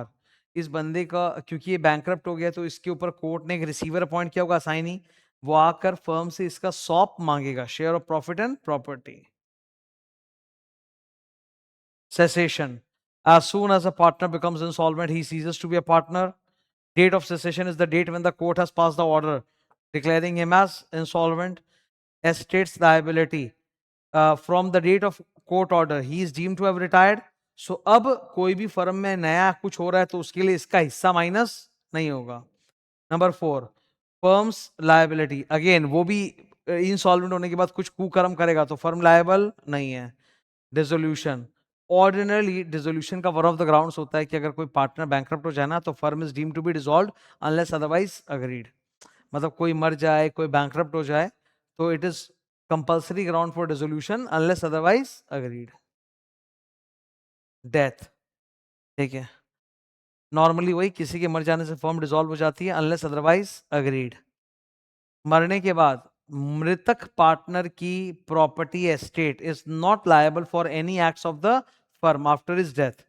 Death का public notice देने की भी जरूरत नहीं होती, इट इज डीम्ड कि सबको पता चल चुका है किस लड़ गया ये। 36, हर पार्टनर के ऊपर रिस्ट्रिक्शन होता है, वही रिस्ट्रेंट ऑन ट्रेड, कि फर्म से निकलने के बाद आप लोग चाहो तो अग्रीमेंट बना के उस पर रिस्ट्रेंट डाल सकते हो। लेकिन अगर फर्म से निकलने के बाद ऐसा कोई एग्रीमेंट नहीं बनाया तब उसको हक है कि वो सिमिलर बिजनेस कर सकता है। हाउएवर वो फर्म का नाम, फर्म के क्लाइंट्स को यूज नहीं करेगा। An outgoing partner subject to partnership deed may carry on competing business and advertise such business, but he is not entitled to use the firm's name or represent himself as a partner of the firm or solicit the clients or customers of the firm। हम लोग उस पर reasonable restriction डाल सकते हैं कि आप इस लोकेलिटी में इतने समय तक ये वाला सिमिलर बिजनेस कैरी नहीं कर सकते। Such a restraint is valid on the retiring partner। Subsequent profit sharing, partner चला गया, रिटायर या एक्सपेल, अब उसका हिस्सा निकल के आ रहा है, उसका हिस्सा आ रहा है 20 लाख, हमने अभी तक उसको पेमेंट नहीं किया है। रिटायरिंग पार्टनर का अमाउंट कितना आ रहा है, 20 लाख, हमने अब तक उसको पेमेंट नहीं किया है। फर्म ने प्रॉफिट कमाया है 10 लाख रुपए का, कितने का, अब रिटायरिंग पार्टनर को इस 10 लाख पे हिस्सा मिलेगा क्या, हाँ बोलता है। दो कैलकुलेशन है, कैलकुलेशन 1, कैपिटल रेशियो देखो, 20 लाख बाई 50 लाख, 40%, 20 लाख बाई 50 लाख। तो प्रॉफिट पे भी उसका हक 40% है, 4 lakh. That is one calculation. Second, या फिर उसका जो 20 लाख है उस पर ब्याज निकाल लो, ठीक है। उसके 20 लाख पर 6% के हिसाब से आप ब्याज निकालो, कितना आएगा? 1.2 लाख। तो दोनों में से जो हायर है उतना वो क्लेम कर सकते हैं। सेक्शन 37 ना अकाउंट्स में बहुत फेमस होता है, ठीक है, कि रिटायर करने के बाद भी, डेथ या रिटायरमेंट के बाद भी फर्म की, आपको अभी तक आपका हिस्सा नहीं मिला तो फर्म के प्रॉफिट में आपको शेयर मिलेगा। How much? Profit of the firm into capital ratio. Capital ratio मतलब 20 lakh by 50 lakh into profit 10 lakh, 4 lakh. और 6% इंटरेस्ट ऑन द बैलेंस। तो 6% इंटरेस्ट ऑन इस 20 लाख का बैलेंस, 1,20,000। आप दोनों में से कौन सा मांगोगे, 4 लाख या 1,20,000? कॉमन सेंस कहता है सर कि जो हायर है वही मांगोगे आप, ठीक है। फर्म ने किसी के खातिर कंटिन्यूइंग गारंटी दिया था, किसी और ने फर्म के खातिर कंटिन्यूइंग गारंटी दिया था। Any reconstitution of the firm, मतलब जब भी फर्म में कोई आता जाता है, रिकॉन्स्टिट्यूशन होता है, तो जो भी कंटिन्यूइंग गारंटी फर्म ने दी थी या फर्म के लिए किसी ने दी थी, वो अपने आप ही वॉइड हो जाता है, cancel. With respect to continuing guarantee is always void with respect to future transaction. जो हो चुका वो हो चुका, उसके लिए तो लायबल है ही। A continuing guarantee given to the firm or by the firm is revoked for future transactions if there is any reconstitution of the firm। 38 खत्म होता है। बस अब यूनिट 3 में जाएंगे, ठीक है।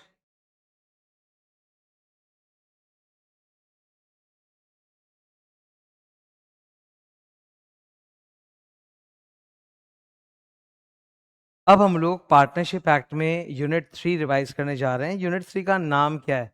Registration and dissolution. और सही बोलूं तो दो ही टॉपिक है इसके अंदर, registration of the partnership firm and दूसरा dissolution. Now it is divided into sub topics. सबसे पहली टॉपिक, रजिस्ट्रेशन का पूरा प्रोसीजर क्या होता है बताओ। सेकंड, अगर रजिस्ट्रेशन नहीं कराएं तो कॉन्सिक्वेंसेस क्या होंगे। कॉन्सिक्वेंसेस ऑफ नॉन रजिस्ट्रेशन को याद करने के लिए एक निमोनिक है, SSSS, ठीक है। फिर what are the rights that are not affected due to non registration, मतलब नहीं भी कराओगे तो फर्क नहीं पड़ता।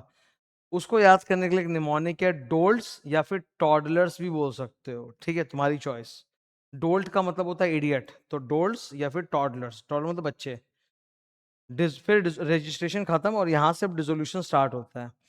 सबसे पहला वो लोग डिफरेंस पूछते हैं एग्जाम में, dissolution of the firm versus dissolution of partnership, क्या फर्क है। ये 12th क्लास के अकाउंट्स में बताया जाता है कि जब एडमिशन, रिटायरमेंट ये सब होता है तो डिसोल्यूशन ऑफ पार्टनरशिप हो गया पर फर्म डिसॉल्व नहीं हुआ, ऐसा कुछ।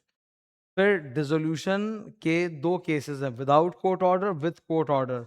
डिसोल्यूशन विदाउट कोर्ट ऑर्डर के 4 ग्राउंड्स होते हैं याद रखने के लिए। Human, dissolution by court order, इसके अंदर 7-8 पॉइंट्स होते हैं याद करने के लिए। निमोनिक है, जलती भूमि।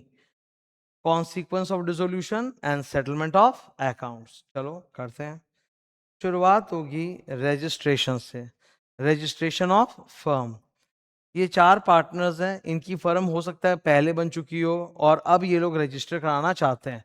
तो they have filed an application on which date, 1 June 2026।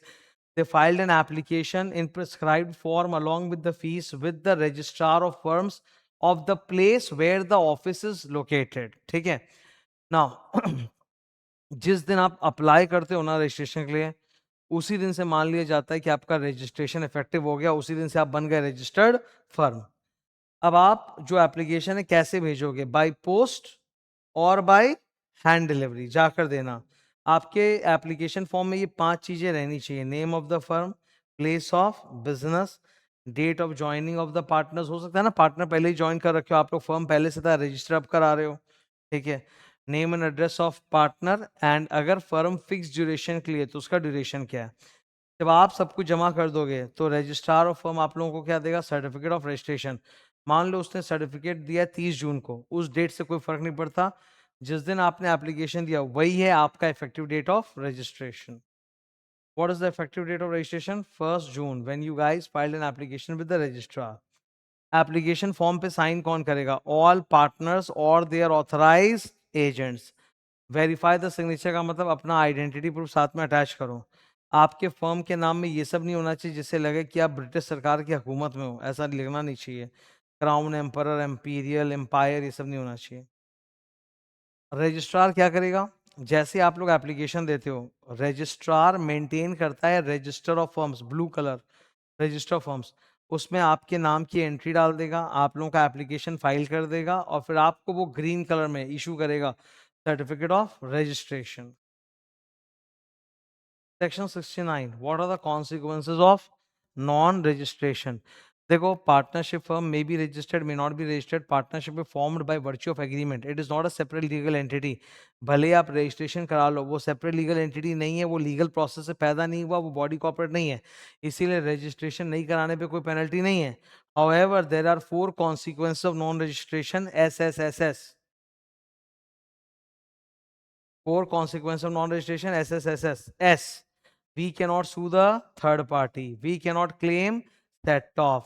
Partner cannot sue the firm or another partner, but the third party can sue us. So sue, set off, sue. ठीक है? सबसे पहला consequence of non-registration. No suit by the firm or partners against the third party for civil rights for breach of contract. अब ये civil और criminal क्या होता है? ये मैंने समझाने के लिए बनाया था। Breach of contract, property dispute, non payment of the debt money, negligence, ये सब को सिविल रॉन्ग बोलते हैं। इसमें कॉन्सिक्वेंस क्या होता है? डैमेज या मुआवजा देना पड़ता है। क्रिमिनल ऑफेंस वो होता है थेफ्ट, मर्डर, चीटिंग, असॉल्ट, वहां पे जेल पेनल्टी होती है।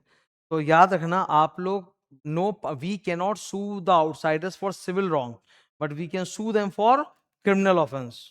ठीक है? Firm partner can, however, file a criminal case against the third party. If the firm partner wants to file a civil suit for breach of contract against the third party, first apply for registration. जैसे आप लोग registration के लिए apply करोगे, you will be deemed as registered firm. अब आप ठोको ना, civil case भी ठोक सकते हो अब आप। ठीक है? Can not claim set of. जैसे मान लो हमारी फर्म अनरजिस्टर्ड है, सामने वाले ने हमको 10,000 के लिए सू कर दिया, हम लोग का भी 4,000 बाकी है वहां से, तो हम लोग कोर्ट में बोले सर 4,000 तो हमारा ही बाकी है, तो हम लोग सेट ऑफ करके नेट 6,000 दे दें। बोलेगा कि unregistered firm can not claim set of, मतलब हम लोग को पूरा 10,000 देना पड़ेगा, फिर अलग से हम लोग उसको सू करके 4,000 भले ही रिकवर कर पाए, पर सेट ऑफ नहीं क्लेम कर सकते। Partner can not sue another partner और the firm for enforcement of his rights. However, criminal offenses के लिए हम लोग सू कर सकते हैं, partner can sue another partner, and dissolution के केस में भी सू कर सकते हैं, for dissolution, for accounts and for realisation of assets. इसको बोलते हैं डिसोल्यूशन का डर। क्या बोलते हैं? डिसोल्यूशन का डर। नॉर्मली तो अनरजिस्टर्ड फर्म का जो पार्टनर है वो किसी दूसरे पार्टनर को या फर्म को सू नहीं कर सकता फॉर एनफोर्समेंट ऑफ राइट्स, लेकिन डिसोल्यूशन के केस पे वो सू कर सकता है for accounts, for realisation of assets, and also in case of criminal offences a partner can sue another partner of the firm. Third party can always sue the firm. ठीक है? देखो, cross cross cross, last में टिक, third party तो हमको सू कर ही सकता है। What are the rights that are not affected due to non-registration? The answer is dolts. Dissolution के केस में हम लोग सू कर सकते हैं, डी से। डिसोल्यूशन के केस में हम लोग सू कर सकते हैं, ओ से। मरे इनसॉल्वेंट पार्टनर का जो ऑफिशियल रिसीवर है वो फर्म को सू कर सकता है। डेड पार्टनर का लीगल हेड सू कर सकता है, डोल्ट, टी से। थर्ड पार्टी फर्म को सू कर सकता है, और एस से अगर 100 रुपए तक का अमाउंट है तो सेट ऑफ भी क्लेम कर सकते हैं। 100 रुपए तक के अमाउंट में सेट ऑफ क्लेम अलाउड है। तो ये वो 5 सिचुएशंस है when non registration does not have any impact. Now comes dissolution. Dissolution of firm का मतलब है relationship among all the partners come to an end, और डिसोल्यूशन ऑफ अ पार्टनरशिप का मतलब होता है basically reconstitution of partnership, admission, retirement, death, change of profit sharing ratio वगैरह। ये देखो डिफरेंस का table. Number 1, continuation of business. Dissolution of firm में बिजनेस ही बंद हो जाता है, जबकि डिसोल्यूशन ऑफ पार्टनरशिप में रिकंस्टिट्यूशन ऑफ फर्म है, धंधा चलते रहता है। वाइंडिंग अप, डिसोल्यूशन में फर्म की एसेट्स को रियलाइज किया जाता है, बेचा जाता है। डिसोल्यूशन ऑफ पार्टनरशिप में एसेट्स को रीवैल्यू किया जाता है पर बेचा नहीं जाता है। कोर्ट, डिसोल्यूशन ऑफ फर्म में बी फर्म में B dissolve by court order. Dissolution of partnership में कोर्ट ऑर्डर नहीं चाहिए. Scope, dissolution of firm results in dissolution of partnership, but dissolution of partnership may or may not result in dissolution of firm. Book closure, dissolution of firm में books of accounts closed, जबकि dissolution of partnership में reconstitution, admission, retirement, वहां books close नहीं होते. अब dissolution के दो बड़े बड़े केसेस आएंगे. डिसोल्यूशन विदाउट कोर्ट ऑर्डर, इसमें 4 पॉइंट्स है याद रखने के लिए. Human, H, happening of certain contingencies. हमारा सीए डाइट पे है. कंप्लीशन ऑफ द एडवेंचर जिसके लिए बिजनेस बना था, या फिक्स पीरियड खत्म हो गया, या डाई हो गया, कोई मर गया, कोई इंसॉल्वेंट हो गया, तो इन सब हैपनिंग ऑफ कॉन्टिजेंसीज पे फर्म को डिसॉल्व किया जा सकता है अनलेस अदरवाइज अग्रीड. ये हो गया एच. यू से अनलॉफुल बिजनेस, यहां लिखा होगा कंपल्सरी डिसोल्यूशन, अनलॉफुल बिजनेस, या फिर all partners except one have become insolvent. In that case बंद करना ही पड़ेगा. माँ का मतलब म्यूचुअल एजेंसी नहीं है. माँ का मतलब यहाँ पे क्या है? Mutual agreement, unanimous consent. ये यूनानिमस कंसेंट है. यूनानिमस कंसेंट से भी हम लोग फर्म को डिसॉल्व कर सकते हैं. An, notice. Partnership at will के केस में one partner can send notice to all the other partners of his intention to dissolve the firm and then the firm will be dissolved. तो ये 4 situations है जब बिना court order के बंद हो सकता है. अब कौन से वो केसेस हैं जब कोर्ट का ऑर्डर चाहिए? 7 केसेस हैं जब कोर्ट ऑर्डर पे बंद होगा. Any partner can apply to the court for dissolution of the firm in the following cases. जलती भूमि, पहले भूमि. ब, breach of breach of agreement. हमारा एक पार्टनर है, बार बार पार्टनरशिप डीड को वॉयलेट कर रहा है, एंटी पार्टनरशिप गलत गलत गतिविधियों में इन्वॉल्व है, तो फ्रॉड कर रहा है, ब्रीच कर रहा है, तो बंद कर सकते हैं. यू, एक पार्टनर पागल हो गया तो बंद कर सकते हैं. एम, पार्टनर मिसकॉन्डक्ट कर रहा है. The misconduct may or may not result, may or may not be linked to the business of the firm, but definitely that misconduct is hindrance in the carrying on of the business. तो बंद कर सकते हैं. भूमि, आई, incapacity, permanent one of the partners incapable हो गया है of doing business, ठीक है, तो भी बंद कर सकते हैं. तो ये तो भूमि है. जलती, जस्ट एंड इक्विटेबल, जब अदालत को लगे कि सही है, जायज है, बंद कर देना चाहिए, तो बंद कर सकते हैं. For example, loss of substratum, जिस मकसद से हमारा बिजनेस बना था ना, वो वही खत्म हो चुका है. हम लोग एक ऐसा बिजनेस चालू करना चाहते थे जो चले, पर वो बिजनेस ही अब नहीं, मतलब वो धंधा पॉसिबल ही नहीं, इलीगल हो गया है, तो बंद करो. Just an equitable ground. जलती, L, losses. Now we can not carry on business except at losses. वो बिजनेस अब हमेशा परमानेंट लॉस में चला गया है. जलती, टी से ट्रांसफर ऑफ इंटरेस्ट. एक पार्टनर ने अपना 100% प्रॉफिट शेयर इंटरेस्ट किसी दूसरे को असाइन कर दिया है, बंद. ये देखो, इस पे क्वेश्चंस है. Consequence of dissolution, of course you guys have to give a public notice of dissolution, otherwise आप लोग continue to be liable रहोगे. 3 केसेस में ये 3 चीज कभी भी liable नहीं होंगे, whether you give public notice or not. Sleeping sleeping partner मतलब dormant partner, insolvent partner, dead partner.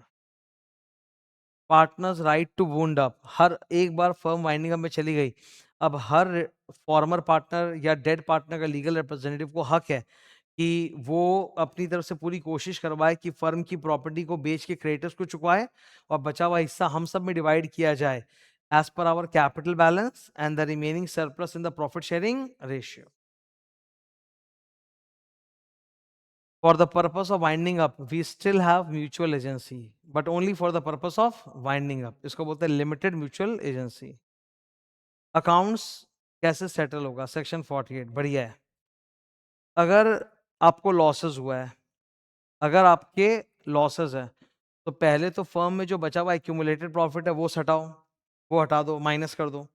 फिर जो कैपिटल बैलेंस है जितना वो माइनस करो. फिर भी और लॉस है तो partners are personally liable to bring it from their home in the profit sharing ratio. उदाहरण के तौर पे पार्टनर्स का प्रॉफिट शेयरिंग रेशियो 3:2:1 है. कैपिटल 1,20,000, एक्यूमुलेटेड प्रॉफिट 60,000 और टोटल लॉसेस है 2,40,000. तो टोटल लॉसेस 2,40,000 को पहले तो प्रॉफिट से सेट ऑफ करो 60,000 से, कितना बचेगा? 1,80,000. फिर पार्टनर्स कैपिटल से सेट ऑफ करो 1,20,000, तो भी बचेगा 60,000.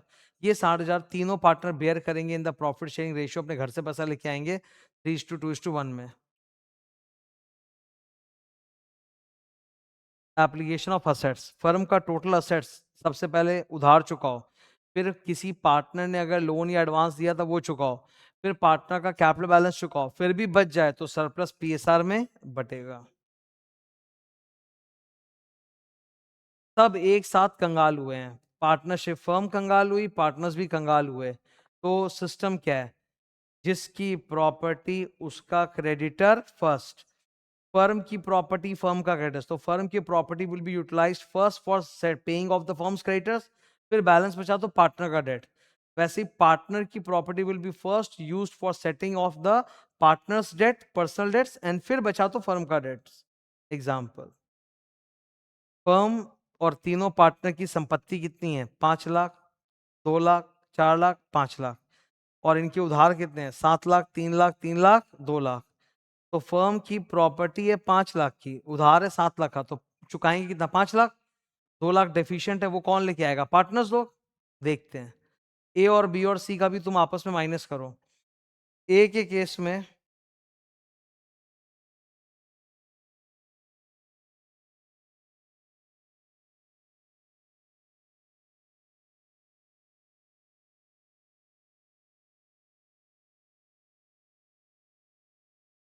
ए तो खुद कंगाल पड़ा है, प्रॉपर्टी 2 लाख की, उधार 3 लाख का, तो इसका तो -1 लगाएगा।